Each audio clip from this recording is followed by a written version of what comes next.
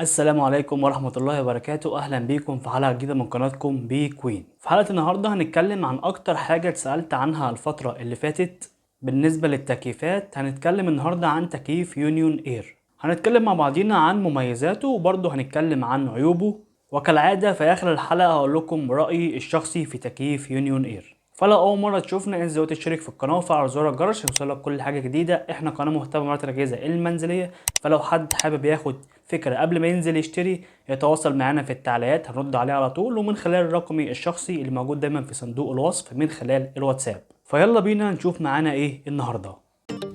بيكوين مش بس متخصصة في مراجعة الأجهزة المنزلية، لأ وكمان متخصصة في العناية بالشعر والبشرة. بنعمل تركيبات لجميع مشاكل الشعر. التركيبة مكونة من زيوت طبيعية وفيتامينات معالجة، والنتيجة مضمونة بنسبة 100%. وده مش رأينا احنا، ده رأي كل اللي استخدموا تركيباتنا. تواصلوا معانا خلال الواتساب وقولنا مشكلتك واستلمي المجموعة المناسبة لشعرك. خصم خاص على مجموعة الهير ماسك لجميع عملاء بيكوين. اكتر منتج مشهور لشركة يونيون اير هي التكييفات. عاملة حاجات كتيرة جدا طبعا، منها المراوح، منها خلاطات، منتجات كتيرة جدا للمطبخ. بس اكتر منتج شهر الشركة هو التكييف. فهل التكييف ده جودته عالية وكويس ويستحق الشهرة المعروفة عنه دي ولا لا؟ هنبدأ معاكم بمميزات التكييف. اول ميزة معانا هي خاصية التربو. الخاصية دي بتغير درجة حرارة الأوضة في أسرع وقت ممكن. في بعض التكييفات ممكن نفضلوا مشغلين التكييف عبل ما نحس ببرودة الهواء، ممكن نقعد مثلا من 10 ل 15 دقيقة، أما في تكييف يونيون إير في ثانية.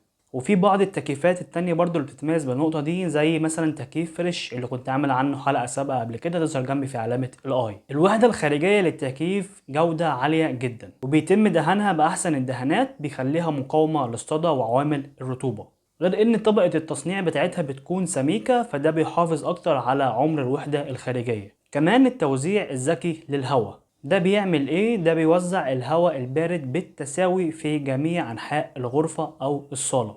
ده بيرجع لمرونة مخارج التكييف وقدرته على الحركة في جميع الاتجاهات. الفلاتر بتاعته بتكون عالية الجودة، قدرة عالية جدا على تنظيف الهواء من الأتربة وعوادم السيارات وغيرها طبعا من العوامل. كمان الفلاتر مش بتحتاج تنظيف دوري زي بعض الفلاتر التانية، بتقعد معانا وقت أطول، زي مثلا تكييف ال جي اللي بيحتاج بشكل دوري تنظيف للفلاتر، وعامل برضو حلقة قبل كده عنه تظهر جنبي في علامة الاي.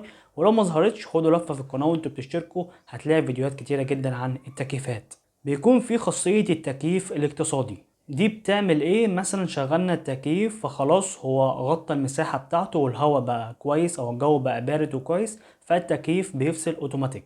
لما درجة الحرارة تقل عن الدرجة المنشورة في الأوضة فبيرجع يشتغل تاني. دي طبعا ميزة بتوفر في الكهرباء. برضو بيكون في خاصية التشغيل الجاف. الخاصية دي ناس كتير سألتني عليها. التشغيل الجاف باختصار، لما بنشغل في بعض موديلات التكييفات بنحس ان الجو فيه رطوبة، لكن بالنسبة لتكييف يونيون اير وكمان تكييف فريش ففي خاصية التكييف الجاف مش بنحس ان الجو رطب.